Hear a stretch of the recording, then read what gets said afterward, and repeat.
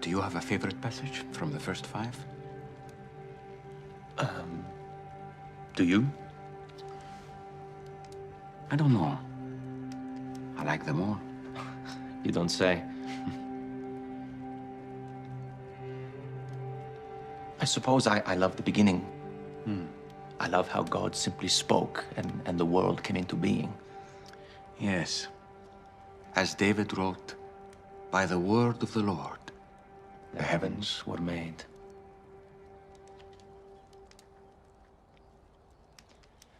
You know, the Greeks use word to describe divine reason, what gives the world form and meaning. I like that.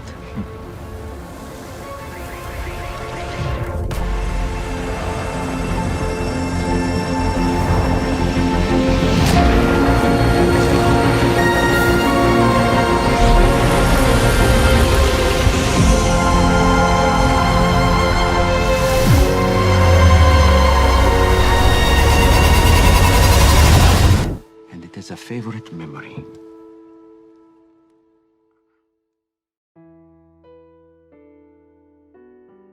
How many words do you use per day? Certainly more than 100, probably more than 1,000. Estimates usually range between around 10,000 to 20,000 words spoken daily, putting you at roughly 5.5 million words every single year. This is an insane number, considering how life-changing even a single word can be. And yet, almost none of us have given the words we speak, or more exactly, speaking itself, more than a few passing thoughts. In this video, we will start an inquiry into the everyday phenomenon of language. Drawing upon older insights, we outline its heavenly and earthly element, how language is used to invoke and frame, and why it is at its core a metaphysical, that is, heavenly, practice.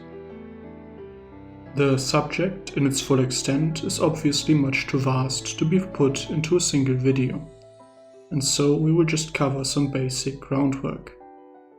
However, it is also too important to be only addressed in a sparse manner, and as such, following this video, I will provide a full reading of Sister Miriam Joseph's book, The Trivium, going into much needed detail. There will also be multiple addendums to this video, coming out of a time that will go into communications, the perils of modern language use, and the new rhetoric, as well as prayer and poetry.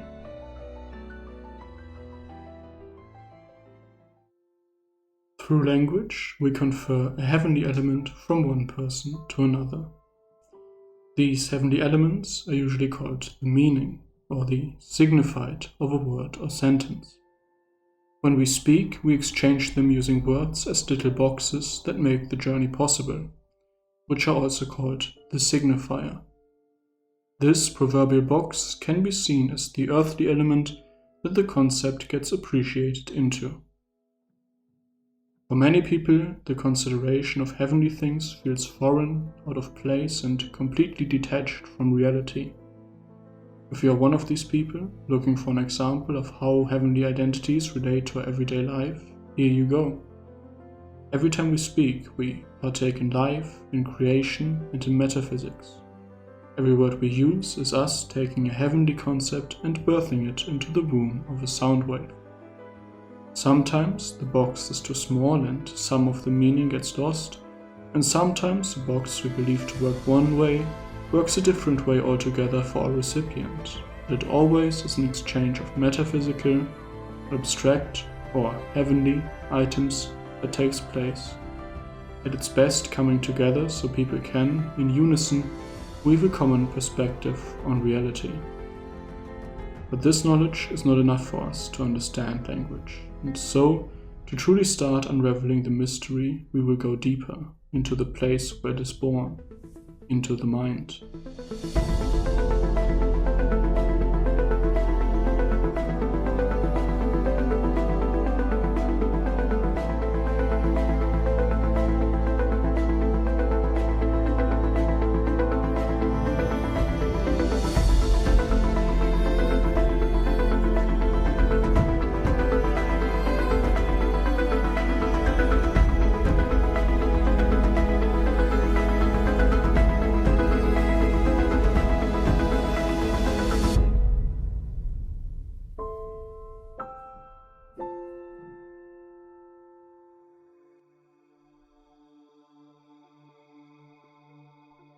Between the years 1808 to 1809, German dramatist Heinrich von Kleist wrote a small piece for the Berlin journal Phobos. Kleist committed suicide in 1811. The piece was only published 67 years later in 1878. As such, the small 5-pager has been somewhat lost to time and only been rediscovered, so to speak, in the late 20th century. It was called Über das Verfertigen der Gedanken beim Reden, which translates into On the Gradual Forming of Thought While Speaking. The piece, which I have linked in the description and which I highly recommend you read, is written as a piece of advice.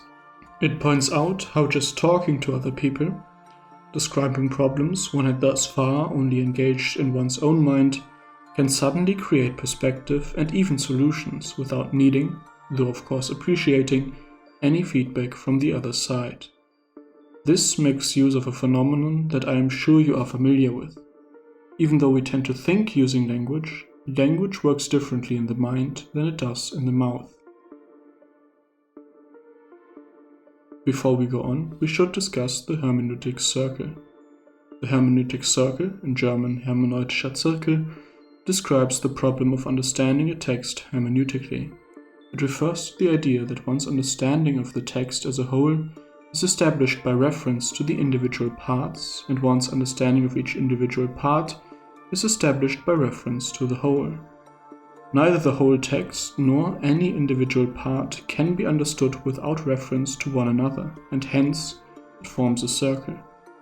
However, this circular character of interpretation does not make it impossible to interpret a text. Rather, it stresses that the meaning of a text must be found within its cultural, historical, and literary context. The circle traces back to St. Augustine and points to a type of heaven and earth connection. The whole has no meaning without the parts, and the parts have no meaning without the whole. The scripture appreciates revelation, and revelation instructs the scripture. Neither can be fully understood without the other. The pinnacle of all revelation, of course, being when the Logos, or the divine word, or the word itself, became flesh and made itself known to man. All other revelations, from poetry to riddles, to even public key cryptography, partake in this pinnacle act of creation, the keystone of the temple of eternity. They do so to the degree to which they are able to appreciate its glory. This is the origin of the somewhat stupid-sounding children's wisdom of Jesus is the answer, because every answer, insofar as it is an answer, that is, a whole that reveals the relationship and meaning of its parts when taken together, partakes in Christ, and so he is the answer, standing atop all other answers. In German filmmaking, there's the idea of the Erzählsatz, a sentence that sums up and explains the entire movie, and every part of the movie has to shine a new ray of light onto the sentence. And here again, we have the idea of manifesting the whole into one concrete thing, just as we do in the Incarnation.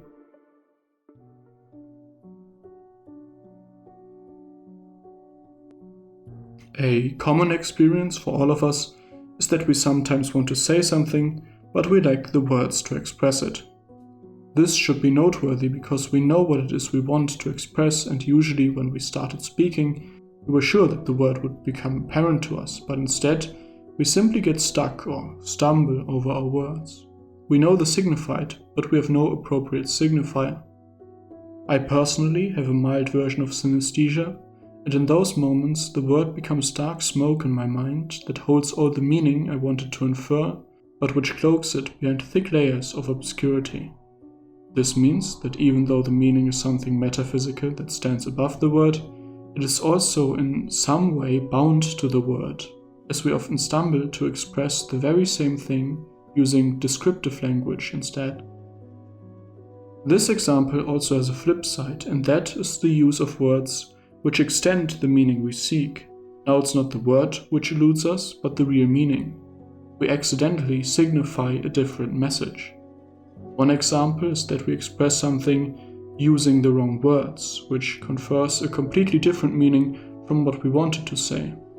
Another example would be that we can trap ourselves into following trains of thought we never intended following by using the words we have at hand. This is often the case with a modern man who, using words like omnipotent, loving, logical, rational, or afterlife, doesn't know what exactly he is talking about and, under using the words in their old ways, but not understanding their old meaning, sees only atheism as a real and appropriate response to the world he finds. His conclusions are often even oxymorons without his knowledge, because he never bothered to really examine the words he uses. This is why I like to give etymologies in many of my videos, to be appropriately able to use words as intended. A very big mistake many modern people make here is to use a dictionary definition instead of a word's etymology. If an etymology is available, it will always be more relevant to a word's use, meaning, and history. But let us go back to the phenomenon of using the wrong words. This deeply relates to the idea of my blue is not your blue.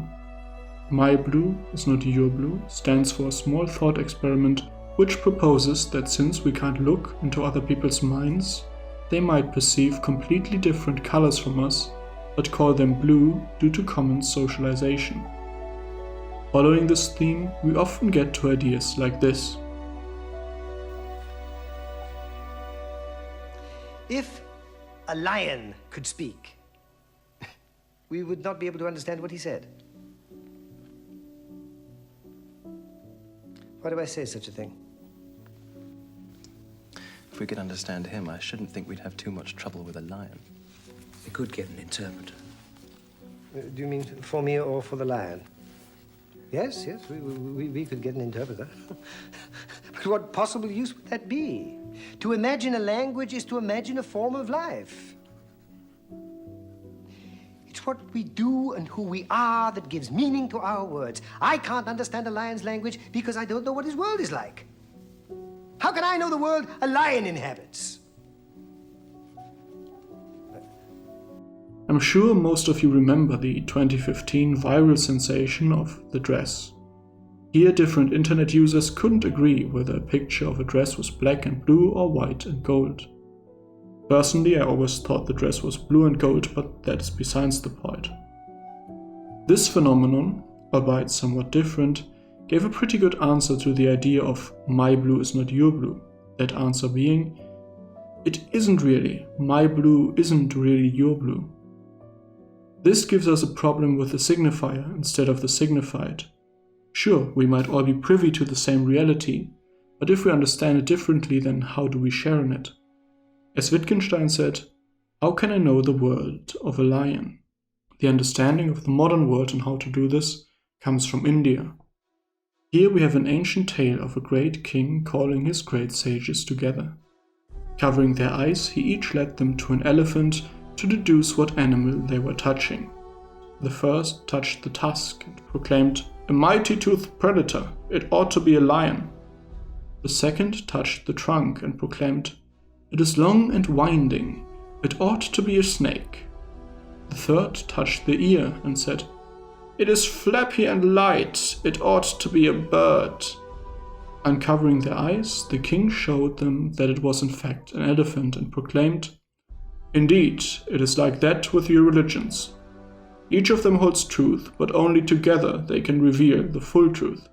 Hinduism has been fashionable in the Western upper class for centuries, and this story in particular is why Hinduism has for many centuries been promulgated as the foundation of a one-world religion, especially in the form of Neo-Vedanta. This thinking is also the inspiration behind the methods of Sherlock Holmes, whose author, Sir Arthur Conan Doyle, was an avid Freemason and member of the Orientalist Hermetic Order of the Golden Dawn. I myself explored related but fundamentally different ideas in my video on typology. The problem with the Hindu tradition is that the method proposed by the king isn't how he revealed the elephant.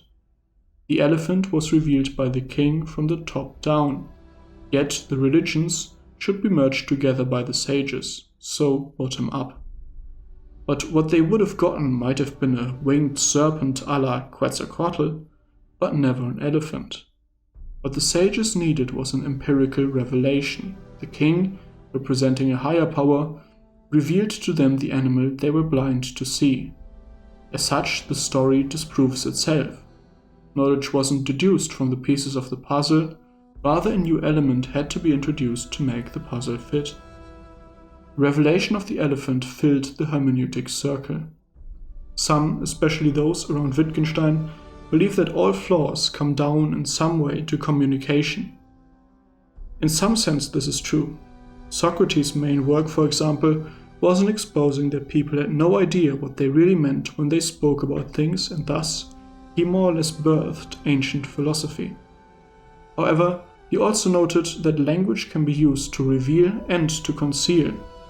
And taking that there is true evil in the world and a perverse love of evil can be found in fallen man, this means that even flaws in language and communication may also be sourced by a deeper, more insidious evil than mere miscommunication, pointing once again back to the figure of authority that can either reveal the elephant to the sages or leave them in the dark.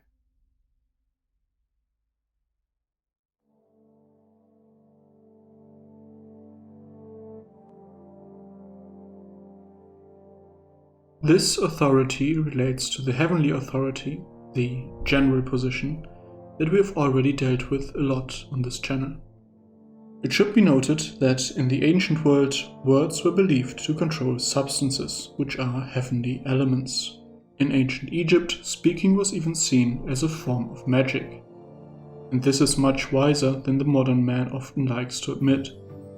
Not only are there plenty of corroborative accounts from exorcists around the world that speak to the power a demon's name has over the demon, but we also experience in our everyday lives that our names, outspoken, have a certain power over us, at the very least when a parent uses our full name when they are angry. However, the observation goes much further. A thing can usually only be dealt with if it can be named. At the very least, if we consider a group of people accomplishing a task. The name of the thing creates a distinct category which can then be filled up with everything that relates to it. We can fix a car because we know what a car is. We know its real name, so to speak. We can then learn about what makes a car follow its nature, which would be to drive. And if something prohibits this act, we call the car broken.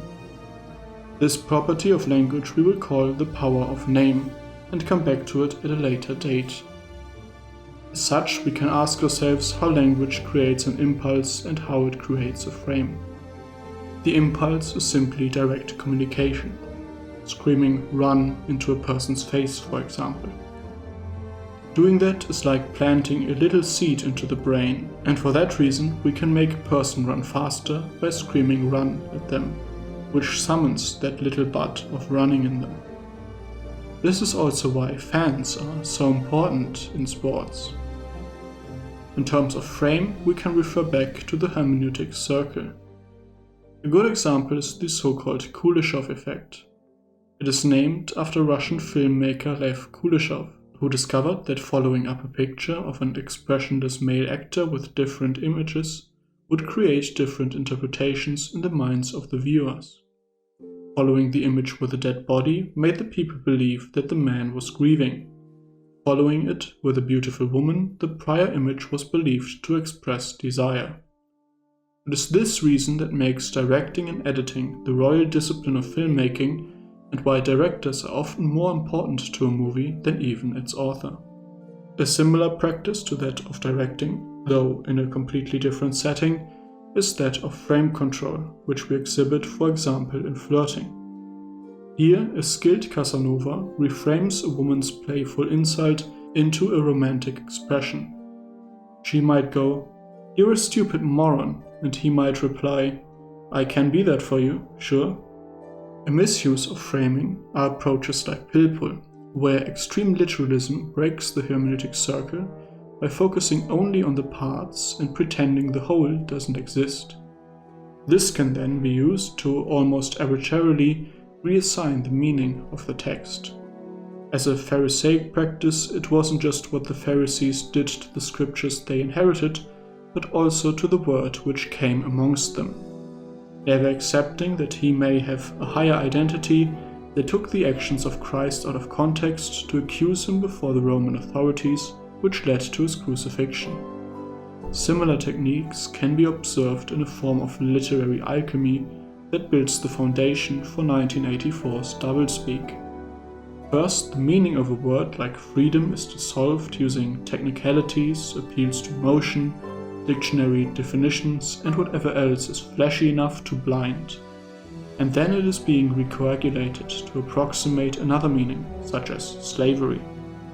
Dishonest people do this all the time, buckling down on obvious non-issues to clear themselves a path that eradicates a word's meaning by the use of framing, to then levy it against whatever was said previously. Another use of framing is also the so-called coining of terms, for marketing or political purposes, for example. The coining part refers to the way an identity is stamped onto a piece of metal to make it into a coin. The most obvious example is the, by now infamous, Barack Obama Hope poster, which coined the word hope as part of the Obama campaign. Final note on the power of language and framing is the Sapir-Whorf hypothesis. The hypothesis, which can be roughly reduced to the idea that language determines the way we think, has been the basis for the 2016 movie Arrival. Logos Made Flesh, a YouTube channel that focuses on communications in cinema, did a great commentary on the movie that I highly recommend you watch as additional material on the subject matter. It is linked in the description.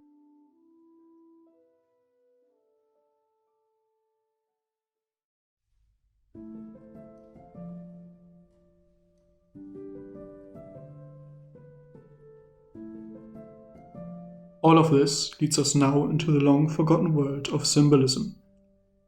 Here, a symbol is imbued with a higher meaning.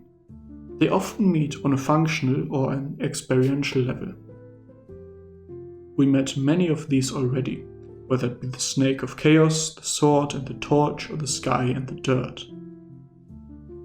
Please note that symbols can have different degrees of overlap with their heavenly correspondent. This is, for example, why I preferred the names sword and torch to reason and heuristics, because even though the latter are also parts of the overarching heavenly identity I intend to describe, they partake in it much less. One of the heights of symbolism was reached in medieval Europe. Absent a tradition of the written word, an extensive tradition of symbolic meaning was formed, being so dense that even a single room could become like a chapter in a book. This practice also showed itself in the medieval world's heavenly ornate tomes and beautiful poetry and riddles.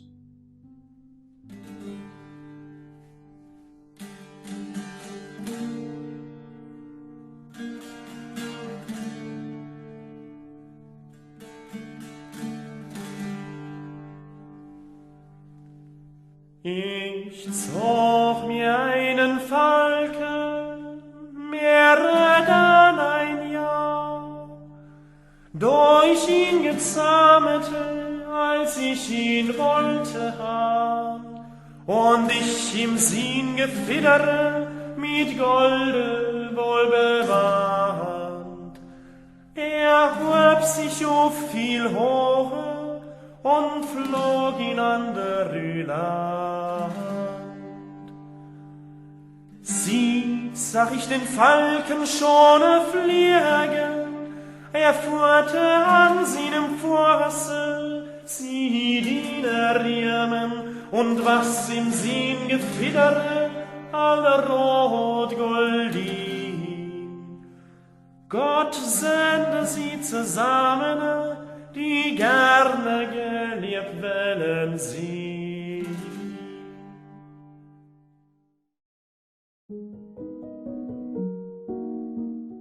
In the description, I also put a short PDF that illustrates the use of riddles in medieval education. I highly recommend reading it. Medieval riddles served as a proper framing device that, perhaps even unintentionally, made sure that the meaning of a word was universally understood. Note that they are almost never abstract and take certain steps to clear themselves of all ambiguity, different from, for example, the Hindu elephant. I hope I have been able to scratch the surface of language, which we can hopefully penetrate deeper into by reading the Trivium. For many centuries, language has been a royal art, and to be able to face the perils of modernity, we have to achieve such linguistic proficiency that every word we use has been put deliberately, beautifully, and justly.